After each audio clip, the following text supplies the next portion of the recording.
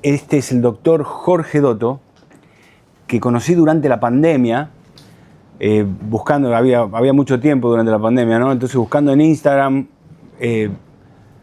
jugando en Instagram, alguien me mandó un link de él hablando sobre productos comestibles, ¿no? Un paquete de galletitas o esto, y describía ingrediente por ingrediente y cómo eso le afectaba al cuerpo, ¿no? Que si bien yo ya lo sabía, ya había escrito un libro sobre eso hacia 10 años, 12 años, nunca había visto a alguien que lo haga tan bien, tan meticulosamente y tan ordenadamente como Jorge. Entonces enseguida dije, me quiero hacer amigo. Y le mandé un mensaje, nos hicimos amigos y hicimos varias lives en Instagram, ¿no? Generalmente cuando trabajamos así en retiros, él está presente, pero ahora está en Argentina, fue un poco difícil de venir para acá. La manera en que lo hacemos es como una charla, pero como hoy es diferente y no nos vemos el uno al otro, le voy a pasar el micrófono a Jorge para que les cuente un poco de lo que más quiero yo que les cuente y después él que les cuente lo que quiera. Es cuando yo fui a Facultad de Medicina y cuando crecí, y me imagino que ustedes también, el tema de la genética era como un decreto, era como una pena de muerte, ¿no? Yo nací así o tengo estos genes. Y durante toda mi carrera pensé que era como escribirlo en piedra, ¿no? Lo genético. Pero después apareció todo el conocimiento sobre la epigenética y cómo los genes en realidad reaccionan y se adaptan al medio ambiente y a otras cosas y cambian su expresión. Entonces, por ejemplo, tenemos genes que expresan cierta característica y genes que expresan una característica opuesta o no expresan la característica. Y esos genes o su expresión se prende y se apaga de acuerdo a lo que estamos expuestos. Sobre todo a lo que comemos, pero también a las toxinas que estamos expuestos y también al medio ambiente e incluso a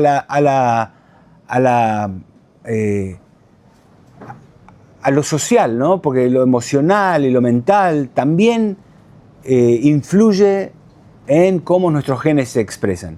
Entonces me gustaría que como experto en genética, que eso es lo que Jorge se ha dedicado y tiene una carrera increíble y cientos de miles de seguidores en Argentina y por todo el mundo. Maritere lo seguía desde acá, desde Panamá. Acá hay otro. ¿Alguno más que sabe sobre Jorge? 3, 4.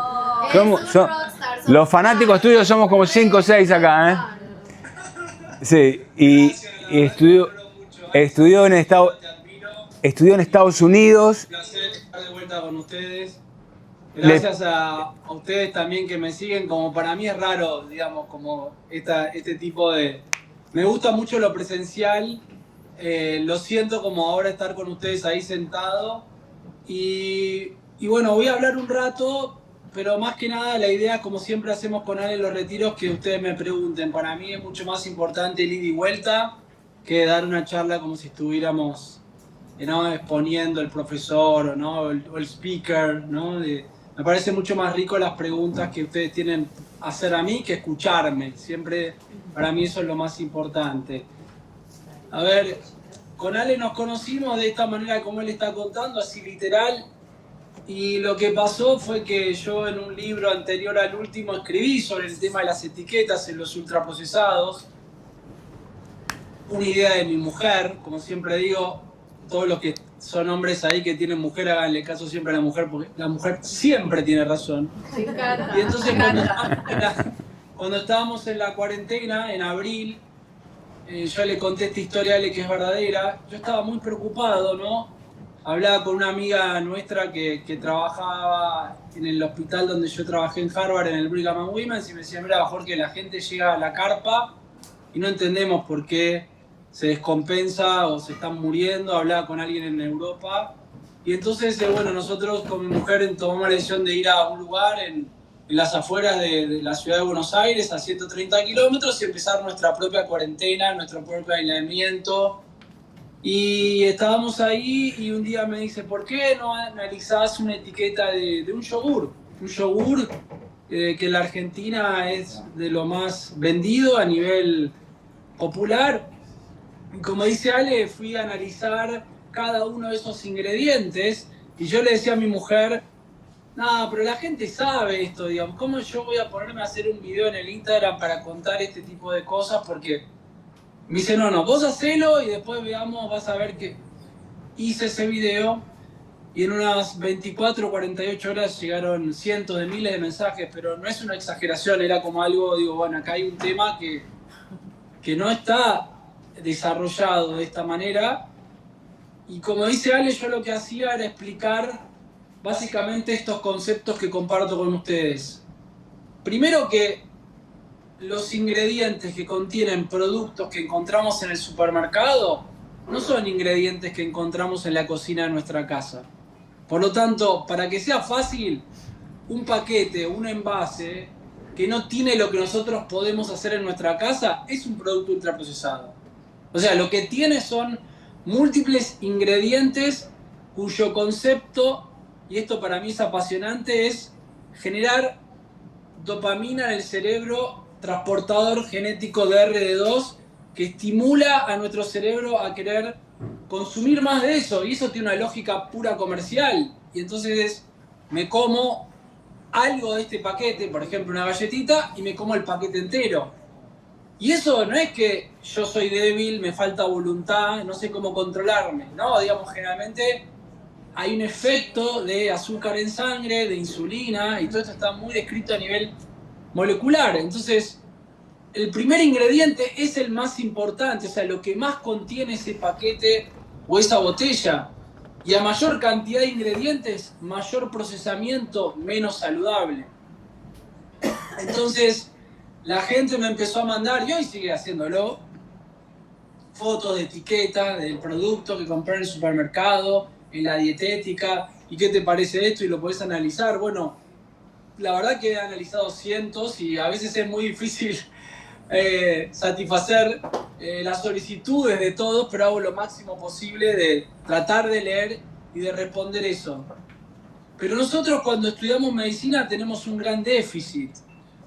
Y ese déficit es que nosotros cuando nos enseñan, y esto es, yo lo digo desde la soberbia de la ignorancia que uno tiene cuando es estudiante, ¿no? Digamos, porque nutrición termina siendo una materia, por lo menos en la Argentina, que son los dos últimas semanas o más o menos en el final de la carrera, que uno se la quiere sacar de encima porque en realidad lo que uno quiere es recibirse y decir, bueno, soy médico, pero no está pensando que eso está tan trascendental en realidad en la vida de nosotros los seres humanos. Y la realidad es que nutrición debería ser una materia que tendría que haber una continuidad y como que estar interconectada. Les voy a dar un ejemplo muy fácil. Cuando nosotros estamos en primero y segundo año de medicina, y esto es en todas las escuelas médicas del mundo, tanto en los Estados Unidos como en Europa, química es una materia muy importante, pero la entendemos como sustancias químicas aisladas. En realidad, lo que comemos y tomamos es lo que genera esa química en nuestro cuerpo. ¿Se entiende? O sea, yo no como glucosa, digamos, como básicamente algo que tiene hidrato de carbono que me va a dar energía. Y después, ¿cómo utilizo esa energía? ¿Va al hígado, va al cerebro? Entonces, para que se entienda, cuando como un paquete es algo artificial y el cuerpo humano está preparado para procesar, metabolizar alimentos reales. ¿Qué significa esto? El procesamiento es básicamente lo que llamamos más técnicamente el metabolismo. Vienen las partes pasa por el hígado, que es la primera fábrica que tiene nuestro cuerpo, y sale el auto, que es el producto final terminado. O sea, hay una diferencia en la composición que pasa por el hígado, y el segundo laboratorio de nuestro cuerpo, y por eso están ustedes con Ale, es el intestino, ¿no? La microbiota intestinal, las bacterias intestinales. Después de haber visto miles de microbiomas, también lo importante es el metabolismo de esas bacterias. ¿Qué me producen las bacterias con lo que yo como y tomo? Por lo tanto, cuando uno habla de los hidratos de carbono, ustedes habrán visto que es como una mala palabra. No, si comes hidrato de carbono te vas a enfermar. Y hay dos personas que han estudiado mucho esto en el mundo. Uno se llama Robert Lustig y el otro se llama Ludwig. Y ellos hablan mucho sobre la calidad del hidrato de carbono. ¿Y por qué esto es fundamental? Porque el hidrato de carbono, voy a poner ejemplos muy claros. Si alguien no entiende, me interrumpe, por favor. Fruta, verdura, porotos, o sea, lentejas, garbanzos, frijoles. Todo eso el cuerpo lo utiliza como fuente primaria de energía. Cuando yo necesito energía, la mejor calidad de energía es el hidrato de carbono. Eso es la glucosa y otro tipo de hidrato de carbono, pero para que se entiendan, el hidrato de carbono es sinónimo de energía primaria. Cuando consumo grasas, por ejemplo, una palta o aguacate, un puñado de nueces, o por ejemplo, como carne que también puede llegar a tener algo de grasa, esa grasa, la grasa en general buena, lo que tratamos de usar esa grasa es, además de las funciones que utiliza el cuerpo esa grasa para producir elementos, membranas, esa grasa que consumo después termina siendo la reserva energética del cuerpo. Y esto tiene que ver con mecanismos ancestrales, genéticos, que el cuerpo humano no recibía todos los días ingesta de alimentos porque tenía que más pescar que cazar, ¿no? Porque en el imaginario colectivo está como que, porque veíamos en las paredes esos dibujos con antílopes, como que estaban todo el día con lanzas, ¿no? Y hoy, inclusive a nivel científico, está más demostrado por una lógica pura que el ser humano en esos años, hace miles de años, pescaba más que cazar porque también tenía una disponibilidad de agua para hidratarse y para un montón de otras cosas. Por lo tanto, eso es la explicación del asentamiento de las ciudades y de los pueblos cercanos a las fuentes de agua.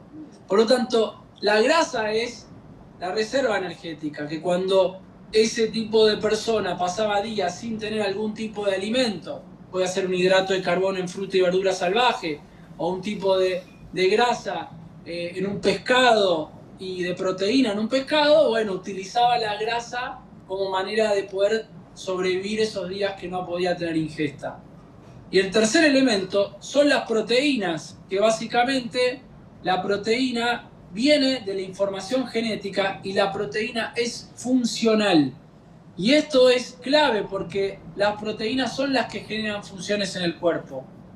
Entonces, todo lo que no entra en esta categoría, sumado al agua, que es el nutriente más importante que requiere nuestro cuerpo, todo lo que no está en esta categoría, el cuerpo no sabe qué hacer. Y ahí me meto en algo que hemos siempre charlado mucho con Ale y que él expone en los retiros, que lo que es artificial genera daño. O sea, si yo hay algo que no sabe mi cuerpo cómo procesarlo, es como ponerme una gotita de lavandina todos los días. En algún momento eso va a generar daño no solamente en la piel, sino va a perforar el hueso. Bueno, piensen que cuando hay daño constante durante tiempo, el sistema inmune tiende a ir a esa reparación. Y esa reparación no es la función primaria por la cual el sistema inmune está diseñado. El sistema inmune es un mecanismo de reconocimiento, reconoce el cuerpo humano de todo lo que está afuera, que es el externo y un potencial enemigo, y la función primordial es la defensa.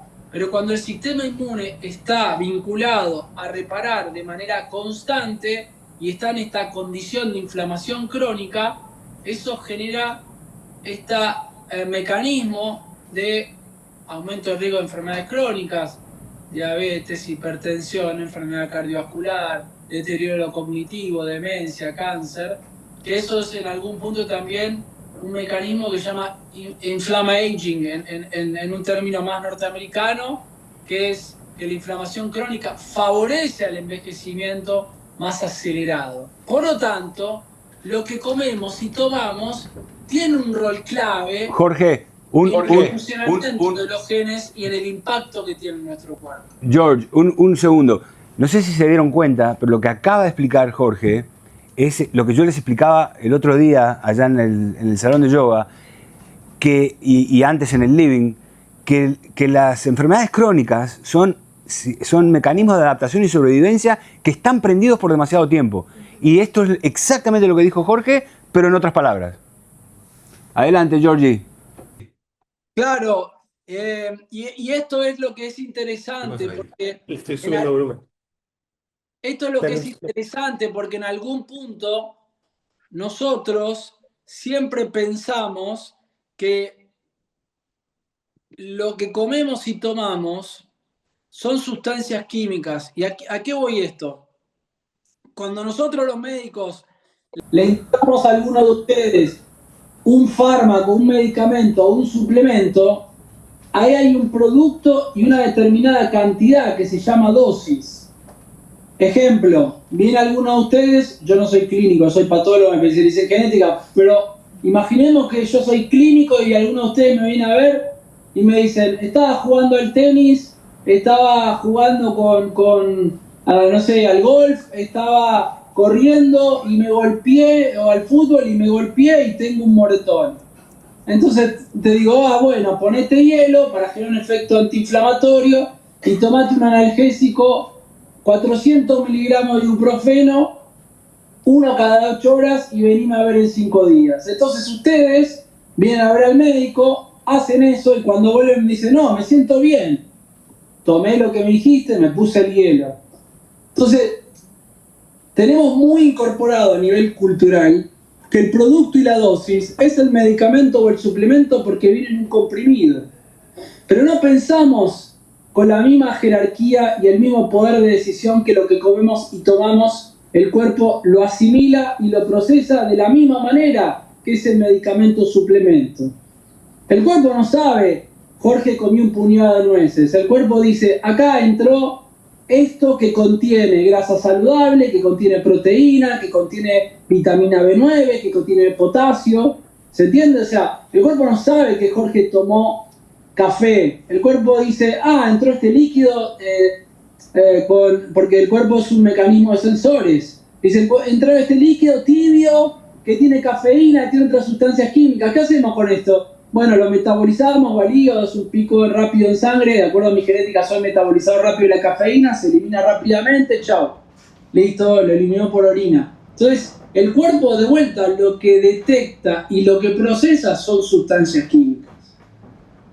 Entonces, entendiendo este concepto también de los productos y de las dosis, algo que nosotros trabajamos hace muchos años en la consulta y que siempre le digo a mi equipo, no prohibiciones, no restricciones, el concepto es que uno pueda entender cómo dosificar. La prohibición y la restricción son incumplibles, insostenibles y uno no puede pedirle al otro lo que uno no va a poder hacer. Yo le decía a mi equipo, ¿no? Yo soy tercera generación de médico. Mi abuelo cuando practicaba era Dios.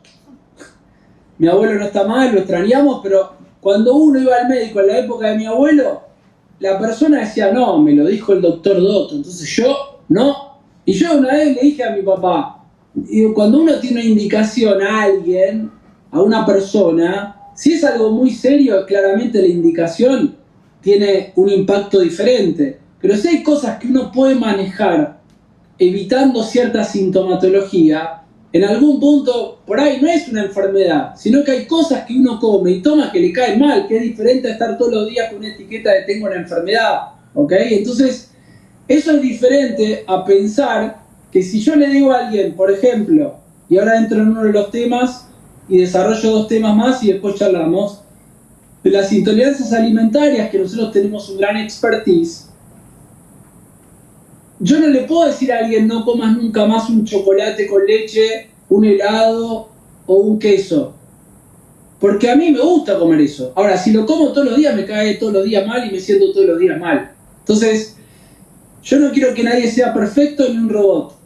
El concepto de vuelta no es prohibido, no es obligado, el concepto es dosificado. Y si uno entiende cómo manejar cantidades en su vida cotidiana, nada, uno no tiene que todos los días sentirse mal, cansado, con la panza hinchada, con dolor de cabeza, con diarrea, con constipación, con migrañas, ¿no? Con todo lo que ustedes desarrollan en este lugar donde van a un nivel de calidad, de pureza impresionante, porque bueno, eso es lo que hace Ale y es un pionero hace muchísimos años.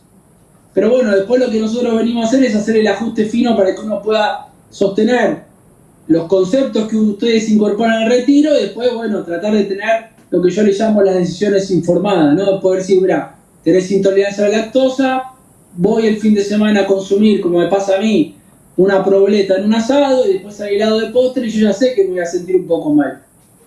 Pero la decisión que tomo yo, sabiendo que tengo intolerancia a la lactosa, es que el motivo de placer y disfrutar es más importante en ese momento que sentirme un poco mal después.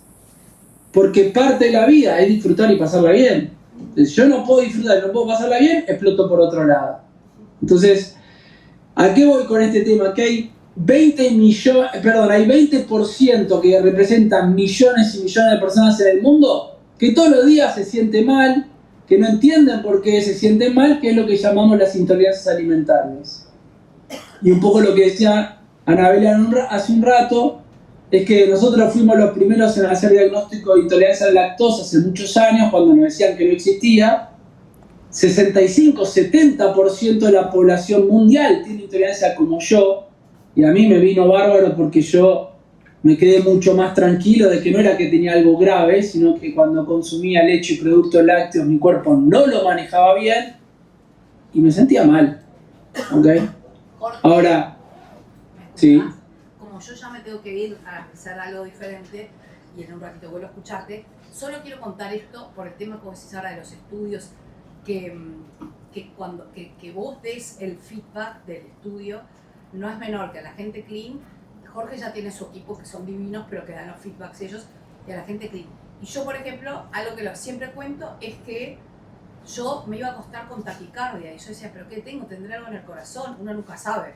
Y con distintos síntomas, Jorge me hizo el estudio y yo no sabía ni lo que era la histamina. No sé si ya hablaron de la histamina porque yo me fui, pero era que era intolerante a la histamina. Entonces, haces un detox de histamina y y una picazón que me arrancaba. Y que iba a asociar que era la histamina. En 2 días me empezó a bajar los síntomas. Sin taquicardia, sin picazón. O sea que son cosas que son súper importantes. Para mí, yo siempre lo digo porque para mí es re importante. Anabela, por compartirlo, ¿no? Como yo creo que esto que está diciendo Anabela es una gran contribución que nosotros pudimos hacer en los últimos casi 5 años y medio, que me siento muy contento, muy orgulloso, pero también un llamado de atención a que uno siempre tiene que estar trabajando para progresar, para mejorar, para investigar y para entender de que siempre hay espacio para ayudar a la gente, ¿no? ¿Qué nos pasó con lo que dice Anabela? Algo muy, muy fuerte para mí. Hoy esto que está contando ella es 99% desconocido, lo hemos hablado mucho con Ale, lo hemos trabajado mucho, este tema también. Vinieron 5 mujeres en la pandemia y nos dijeron, quiero que Jorge me diseñe test genéticos, ¿no? O sea, aparte de lo que a mí me gusta hacer y disfrutar, es diseñar test genéticos. Me gusta hacer muchísimo consultas en devolución y explicarle a alguien el diagnóstico y lo que tiene. Lo hago menos que antes, pero bueno, parte de mi rol hoy es hacer un control de calidad del equipo y seguir investigando y avanzando. Pero en ese momento decían, bueno, quieren que diseñen un test de migrañas. Y yo le decía a mi equipo, nosotros no sabemos nada de migrañas. No me pidan hacer un test genético de migrañas cuando nosotros no le podemos dar un valor agregado a alguien. ¿Y esto por qué lo digo? Porque nosotros cuando diseñamos, o yo diseño un test genético, pero nosotros cuando implementamos algo, yo hace muchos años que trabajo con nutricionistas y yo le decía, yo le puedo dar unas 200 hojas a una persona de información, pero si con esa información no puede hacer nada esa persona, ¿para qué le sirve eso? Para asustarse. Entonces, siempre está un concepto de menos es más. Tenemos muy buena información, pero que esa información está dedicada a que una persona pueda entender qué le pasa para después implementar esto de mejorar en sintomatología, construir longevidad y este efecto de la epigenética que comentaba hace un rato Alejandro. Hago este test, lo diseño y le decimos a estas mujeres, miren, yo les digo, vamos a probar con ustedes. Yo esto no lo conozco, no lo vi, diseñé un montón de cosas. Entonces en los marcadores, cuando estoy profundizando, le digo a la nutricionista, mira, vamos a bajarle el consumo de histamina a estas mujeres que tienen migrañas, porque estuve leyendo que la migraña, que la histamina está en el cerebro, y hay elementos que comen y toman, y cuando referían en los mails decían que habían visto a todos los expertos, que le habían hecho toda resonancia magnética, pero que estaban en cuarentena y que habían aumentado la intensidad y la frecuencia de estas migrañas, a diferencia de lo que venían sintiendo en el pasado. Entonces, le hacemos el detox, un mes en ese momento era, y la nutricionista me dice, no están teniendo síntomas. Yo me pongo así, digo, che, qué bárbaro y qué raro esto, ¿no? Pero como que yo soy muy conservador, ¿no? Digo yo, vamos a investigar bien, ¿qué pasa? ¿Será la histamina, no la histamina, otra cosa? Claro, cuando hablamos con estas personas en este follow-up, cuando uno estaba en la cuarentena, en la pandemia, era como que uno estaba en un gran, digo yo, escenario de research, ¿no? Como un ratón que está en un lugar que está como limitado en su actividad, en su acción, y cambió la dinámica de su día a día, y entonces empieza a comer o tomar cosas en mayor o en menor cantidad, diferente a cuando uno está en su casa o en la oficina y sale, interacciona, digamos. Y eso fue muy, muy fuerte, muy sorprendente. Y claro, cuando veíamos lo que consumían eran altas dosis de alimentos y de bebidas saludables, pero a diferencia de lo que venían haciendo antes, había incrementado radicalmente la dosis, y esa dosis de saturación generaban los síntomas. ¿Qué significa esto? Que cuando nosotros vamos a la facultad, la histamina únicamente es el elemento que genera los síntomas de la alergia. Cuando Anabela cuenta, me pica el cuerpo, es que hay histamina circulando y que por eso a una persona se rasca. Por ejemplo, me baño con agua caliente y después me pica el cuerpo. ¿Es el agua, es el shampoo, es el suavizante que uso para la ropa? No, generalmente eso no ocurre. Les cuento cosas que hemos visto miles de veces. Y después ella cuenta de la taquicardia, ¿no? La regulación de la histamina en el aparato cardiovascular está descrita desde 1913.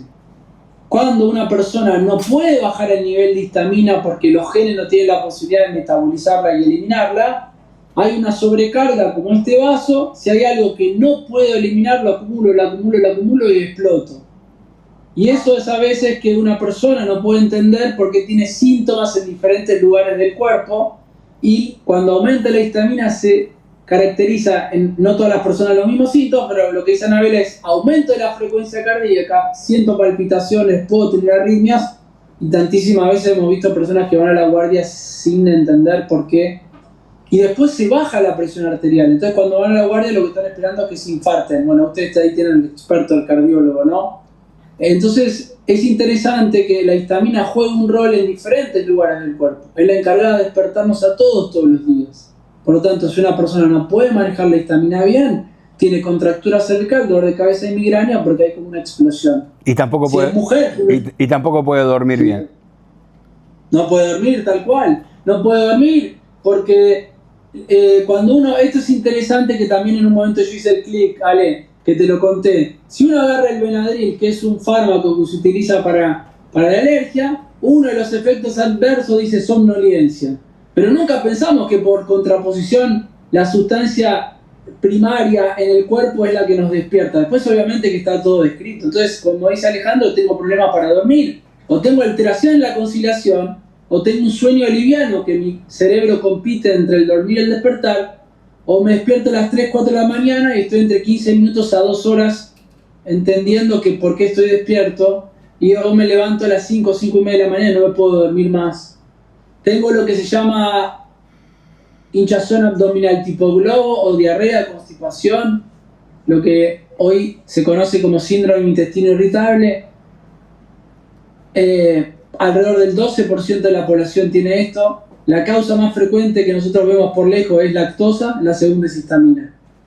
Entonces, siempre los patólogos nos cargan que siempre tenemos que clasificar para entender, ¿no? Un poco cuadrado, es si yo no puedo asociar, no puedo entender, no puedo ejecutar. Entonces, en un momento a mí lo que me pasó después de la investigación es que tenía toda la lógica.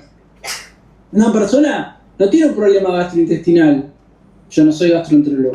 No tiene un problema neurológico, yo no soy neurólogo. No tiene un problema, como dijo, cardiovascular, o no tiene un problema alérgico. Hay una sustancia que cuando está desregulada genera todos síntomas diferentes en el cuerpo. Y esto es para mí apasionante, porque hay múltiples síntomas de manera frecuente que si uno no los conecta, pareciera ser de que, bueno, yo nací así y voy a vivir toda la vida así y estoy condenado o condenada a vivir así porque, bueno, a mi mamá le pasaba y a mi papá le pasaba. ¿Cuáles son las células del sistema inmune que manufacturan y largan la histamina? ¿Y dónde se encuentran en su mayoría? Bueno, las células que mayor producción de histamina son los mastocitos, que son en el sistema inmune, están ampliamente distribuidos en todo el cuerpo. Uno de los genes se llama OCO1, que produce la enzima DAO, que tiene un predominio de acción en el intestino. Después está el HMNT, que es otro gen que produce una célula que tiene otra distribución en el cuerpo, en sangre, en cerebro y en otros lugares. Después está la metilación, otro de los temas que hemos hablado mucho, Ale. Entonces es interesante pensar que esto, en mi proyección, es en un 13 o un 15% de la población. La mayoría de la gente no tiene esto, pero también hemos visto un efecto post-pandemia por infección de COVID y por vacunación de COVID, y eso tiene que ver cómo COVID entraba al organismo, ¿no? Y cómo actuaba a nivel genético.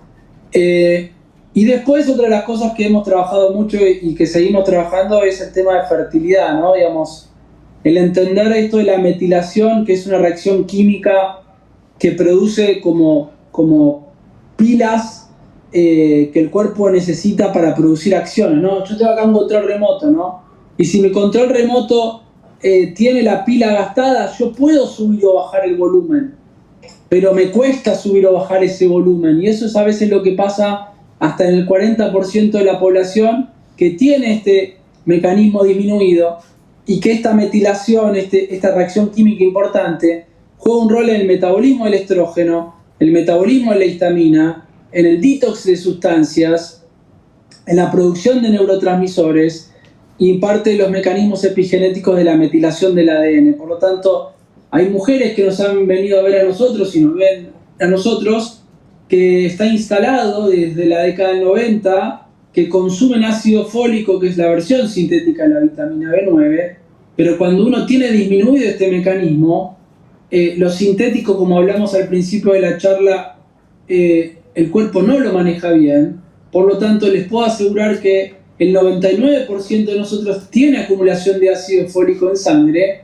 porque también lo consumimos en harinas, en muchos países enriquecidas, y eso tiene el concepto de que, bueno, hay mujeres que no tienen la posibilidad de saber que están embarazadas porque el defecto del tubo neural, que es el motivo por el cual se indica ácido fólico, ocurre en la etapa temprana del embarazo.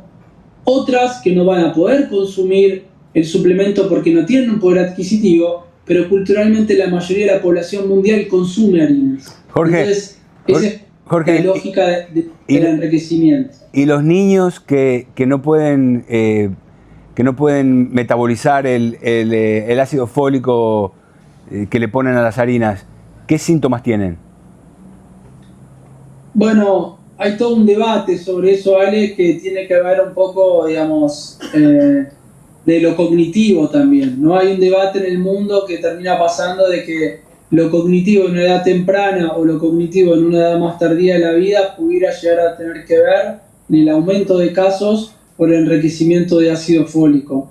Hay una curva muy interesante que uno ve que cuando aumentaron el consumo de ácido fólico a nivel poblacional, hay un paralelo en algún punto teniendo cierta, por lo menos da para pensar en temas de autismo o de TEA.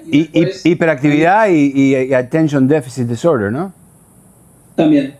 La hiperactividad, Attention Deficit Disorder, que tiene que ver con todo lo cognitivo, sumado a lo que empezamos con la charla antes, en el cual hay muchos de las harinas que contienen colorantes, y esos colorantes también hoy hay un debate en los Estados Unidos para prohibirlos, porque realmente generan hiperactividad y generan déficit de atención en los chicos. Entonces, un poco lo que nosotros estamos tratando es de con los datos tomar decisiones.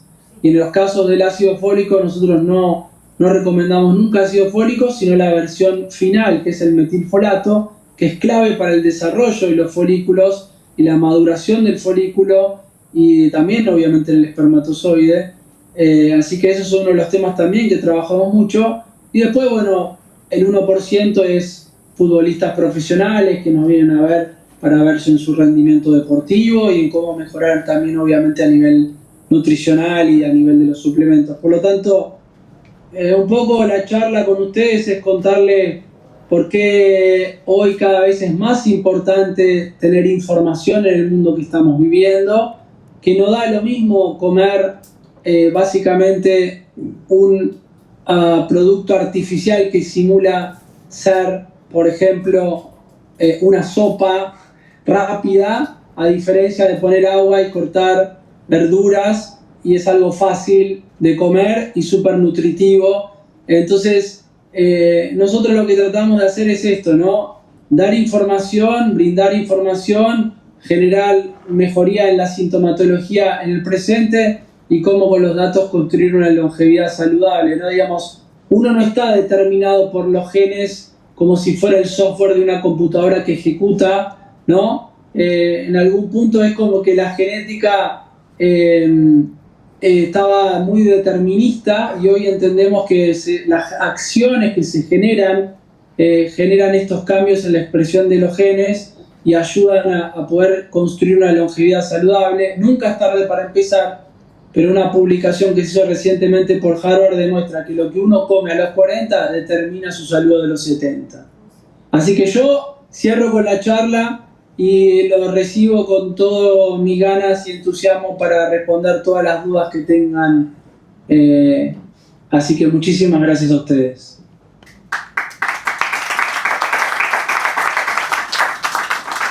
Muchas gracias. ¿Preguntas? Dale. Sí, hola, soy Claudia. Muchísimas gracias, súper interesante la charla. Mencionaste el caso de la histamina, donde claro, hay que restringir los alimentos altos en histamina, pero también hay otras cosas, ¿no? Como por ejemplo intolerancia a los FODMAP. Y eso es algo súper como complejo porque son alimentos en sí saludables, pero luego uno tiene que ver bueno, cuántos gramos de este FODMAP tolero sumado a lo otro y si eso se suma a histamina, al final es muy difícil saber qué es lo que uno puede comer. Y también lo de los FODMAP me gustaría entender cuál es la causa. Gracias por la pregunta, está buenísimo lo que planteas. Para que la gente entienda el FODMAP es una recomendación y un planteo de tratamiento que hizo la Monash University en Australia hace muchos años para personas que tienen un diagnóstico de síndrome de intestino irritable, o llamémosle colon irritable, o un diagnóstico de SIBO, sobre crecimiento bacteriano, y si quieren esto también lo charlamos. La FODMAP es sacar todos hidratos de carbono que se llaman fermentables. Entonces a una persona le sacan las harinas, le sacan los productos lácteos, le sacan el azúcar refinada. Yo te digo, Claudia, que no es necesario hacer una restricción. Te lo digo uno puede hacer una intervención como están haciendo ustedes, que está buenísimo, porque uno hace como el clean, ¿no? Limpia, que un poco es eso. Pero te digo que nosotros no trabajamos con restricciones de por vida. Porque cuando uno saca por 2 semanas algo, el cuerpo en el 99% de las personas limpia, ¿ok? Y yo te puedo decir algo muy interesante que nosotros hemos visto hace muchísimos años. Y te recomiendo que lo hagas después, más tarde de hoy. Andá a la Cleveland Clinic y poné, o sea, buscá en Google Cleveland Clinic FODMAP. Entonces, cuando uno va, la Cleveland Clinic, yo no estuve ahí, pero me parece uno de los mejores sitios de información médica, con mucha información y fácil para el público general. No sé, yo lo estuve en otros lugares, en Yale, en Harvard, en el Mayo Clinic, tan buenos, pero para mí Cleveland Clinic es el mejor. Entendiendo eso, hay un gráfico donde muestra lo que significa bajo en FODMAP. Y cuando es bajo en FODMAP, también tiene elementos ricos en histamina. ¿Ok? Si vos tenés solamente una intolerancia a la lactosa, con la FODMAP no sabés si tenés intolerancia a la lactosa porque sacás un montón de cosas. Ahora, si vos sabés que tenés intolerancia a la lactosa y bajás durante 2 semanas la lactosa, como hice yo hace muchísimos años, y después consumís la lactosa de manera esporádica y dosificada, no estás todos los días explotado como estaba yo de síntomas. ¿Se entiende el concepto? Ahora, el 85% de las personas que tienen un diagnóstico de síndrome de intestino irritable demuestra que tiene síntomas con el consumo de alimentos. ¿Ok? Si después vos metés en la Cleveland Clinic y mirás síndrome de intestino irritable, vas a ver que dice, número 1, alteración en la contracción, y número 2, alteración en la propiocepción visceral, que significa que en algún punto es como nosotros sentimos los síntomas que pasan en el intestino. Y después ahí dice, y otras causas, dice, intolerancias alimentarias y otras cosas. ¿Ok? Entonces, lo que estoy tratando de decir es que este estudio científico que dice el 85% demuestra que la causa más frecuente es la lactosa. Y la segunda causa más frecuente es la intolerancia a la histamina. Mirá, hay un médico en Austria que publica lo mismo que hacemos nosotros, porque yo lo voy a llamar antes de fin de año, como en algún momento hablamos con Ale que no nos conocíamos, porque yo no tengo hoy tiempo para publicar como cuando vivía en Estados Unidos, por un montón de factores personales y laborales, pero me siento muy identificado con lo que él publica porque es lo que nosotros vemos en práctica todos los días. Ahora, si yo te digo, Claudia, mira, ponele que vos te haces, tengo tu genética y veo que tenés intolerancia a la lactosa sola. Yo te digo, mira, vamos un hito de lactosa. Si tenés una intolerancia a la histamina, te sacamos todo. Pero no te quedás sin consumir cosas que vos comés y tomás de manera habitual. Ahora, yo te digo, por ejemplo, de la histamina que se ve que vos has leído. Decime de cosas de histamina que a vos te gusten mucho y que te costaría dejarlas, por ejemplo. ¿Vino tinto? ¿Cómo? Vino. Vino tinto. Perfecto. Bueno, sos de España, ¿no? Por el acento. No, soy alemana. Ah, alemana. Bueno, pero bueno, tenés un acento. Ah, bueno, sos alemana, sería Degustraminer o alguno de esos bien fríos del sur de Alemania que son muy buenos. Mirá, lo que te quiero decir es esto. Vos me decís, a mí me costaría dejar el vino tinto, el vino blanco, el que más te gusta. Yo te voy a decir como si estuviéramos en consulta. Ponele que tenés intolerancia a la histamina. Yo te digo, mirá, Claudia, dame 2 semanas mejor alumna. ¿Qué significa esto? Durante 2 semanas nosotros te hacemos un detox y vas a comer listado verde. ¿Qué significa esto? Que vas a tener que dejar el vino, que vas a tener que dejar el café, que vas a tener que dejar un montón de cosas que consumís todos los días. Pero son las responsables de tus síntomas. ¿Ok? Entonces, si yo te saco el vino durante 2 semanas, no te lo estoy sacando de por vida. Te estoy diciendo, mirá, el vino blanco es menos probable que te dé sintomatología porque la fermentación del vino, el vino tinto, tiene la piel, tiene lo que se llama el mosto, tiene mayor concentración de histamina el vino tinto que el blanco. Un vino orgánico, menos posibilidad de que te dé sintomatología. Ahora, si tomás champagne, el método clásico tiene doble fermentación, mayor posibilidad que te dé. ¿Ok? Vos me decís, "Bra, soy alemana". Bueno, cerveza. Si tomás una cerveza artesanal, por ejemplo, de la Bavaria, en un lugar muy top que la hacen ahí, alta calidad de cerveza, mayor fermentación, mayor contenido de histamina. Ahora, por ejemplo, si decís, bueno, quiero tomar cerveza, no tengo nada que ver con la marca, no conozco a nadie que la Corona le haya dado síntomas teniendo intolerancia a la histamina. ¿Se entiende? Entonces, tiene que ver con un tema de no sacar el producto, llámese vino, sino de entender cómo consumir el vino. Te doy un ejemplo y cierro con esto respondiéndote. Ponle que vos me decís, voy a tomar vino hoy al mediodía. Con mi pareja, con mi familia, con mis amigos. Bueno, el desayuno bajo en histamina. Tu almuerzo rico en histamina. Tu cena baja en histamina. ¿Qué haces? Me gestionás cantidades y me dosificás. Después, de acuerdo a la genética, te podremos dar alguna vitamina o alguna cuestión más que te ayude a eliminar histamina del cuerpo. ¿Se entiende lo que digo? Porque a veces a mí me pasa en el Instagram que me dicen, a mí me prohibieron tal cosa de histamina de por vida. Y nosotros no trabajamos así porque no lo vas a poder cumplir. Porque te encanta tomar vino como me gusta a mí. Me gusta tomar vino. Ahora, si tomo vino todos los días, yo no tengo intolerancia a la histamina. Pero no es bueno para mi salud. ¿Se entiende lo que digo? Entonces, de vuelta, no hay que sacar todo el FODMAP, toda la histamina. Lo que hay que entender es el diagnóstico y después el manejo a nivel nutricional. Muchas gracias. ¿Podrías mencionar el nombre del médico austriaco? Sí, no lo sé pronunciar bien, pero después se lo paso a Anabel. Gracias. Schnedel, algo así es, Schnedel es. ¿Alguna otra pregunta? Creo que se congeló. Yo quería preguntar si cuando uno es, por ejemplo, intolerante a algo, es a todo lo que lo contiene. Por ejemplo, yo Está, no puedo tomar champán. está congelado. Ah, perdón.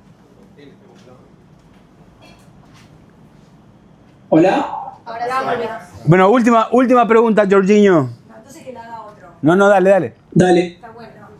Yo quería saber, hola, ¿qué tal? Muchas gracias por tu charla, súper interesante. Me llamo Yori. Quería saber si cuando uno es intolerante, por ejemplo, yo voy a ser franca, no he estudiado nada de histamina, no conozco, no sé ni cuáles productos tienen histamina.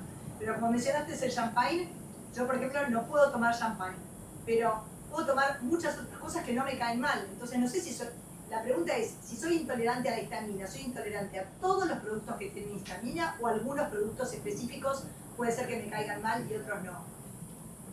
Buena pregunta. Vos te acabás de contestar la respuesta con esta segunda parte.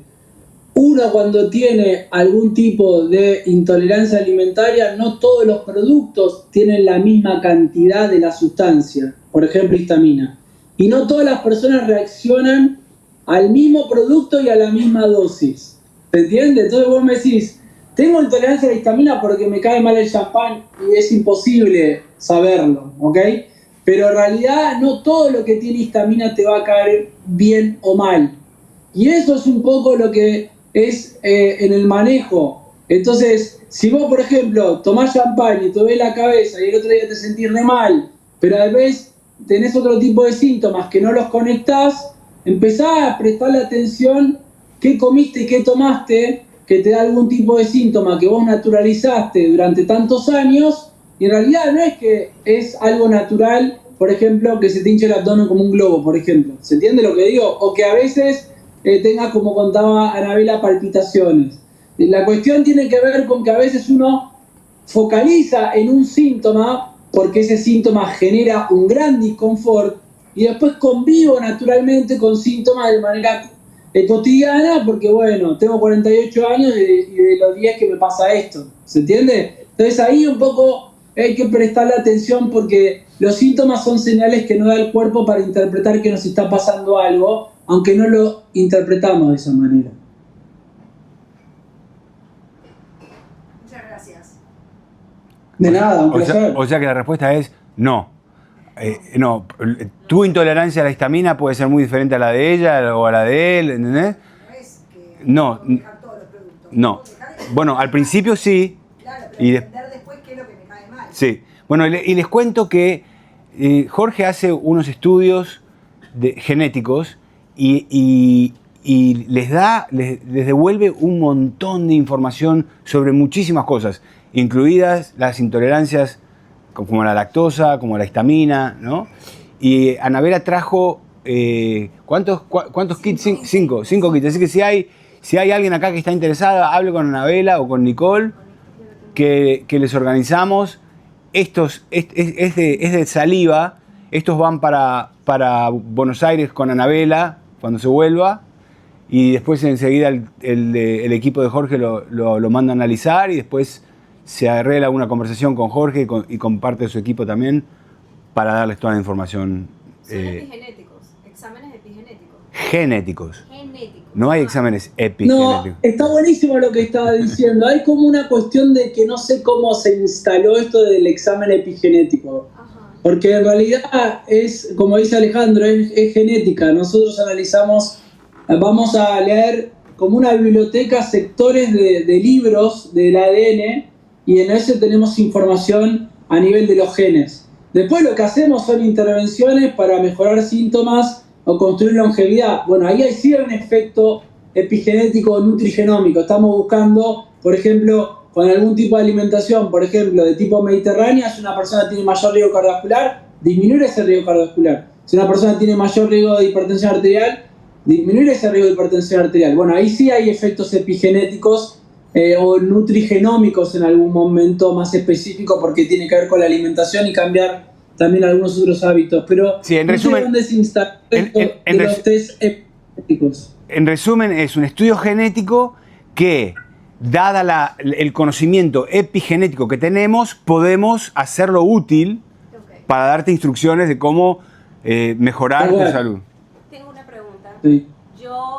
Hola, mucho gusto. Yo soy intolerante al gluten y a la lactosa. O sea, yo tengo mucho tiempo de no comer ni gluten ni lactosa. No soy celíaca, pero soy intolerante. Y me he hecho exámenes y sale sí eso. Pero cuando he dejado de comerlo, cuando me he hecho algunos exámenes que no me sé el nombre, me sale que no tengo intolerancia al gluten, pero es porque no lo estoy consumiendo. ¿Cómo se No existe. Ajá, pero ¿cómo se explica? O sea, que Te lo explico fácil, mirá. No existe la intolerancia al gluten, pero es una terminología de manera brillante inventada por los norteamericanos. Como todo lo que inventan de nombres son generalmente excelentes para demostrar que todos podamos entender de lo que estamos hablando. Explico un minuto. Cuando uno consume gluten, en realidad es la proteína que está presente en el trigo, centeno y cebada. Y cuando una persona tiene un problema con el gluten, tiene una enfermedad celíaca, que el sistema inmune por error piensa que hay una estructura similar al gluten molecular en el intestino, y el sistema inmune ataca algo propio, algo auto, y lo destruye en una enfermedad autoinmune. Cuando a una persona no le pueden hacer el diagnóstico de celiaquía, que se requiere marcador genético, anticuerpos elevados en sangre y eventualmente una biopsia que microscópicamente demuestre inflamación con linfocitos y anticuerpos, que básicamente son los que producen los linfocitos anticuerpos, son proteínas, y esos anticuerpos destruyen el intestino. Entonces hay una alteración en la arquitectura vellositaria, en la arquitectura, que parecen dedos así, que he visto cientos en miles de microscopios. Entonces hay un problema de funcionamiento a nivel del intestino. Entonces, cuando una persona no cumple estos tres criterios, genética, anticuerpos elevados en sangre, más biopsia sospechosa, no le puedo hacer el diagnóstico de celiaquía. Pero vos me venís a ver, a mí no, pero un gastroenterólogo, y le decís, pero como gluten y me cae mal. Entonces inventaron esta terminología de que tenés una intolerancia al gluten, que en realidad cuando comés gluten te cae mal. Pero el 95-98% del gluten consumido se llama harina de trigo.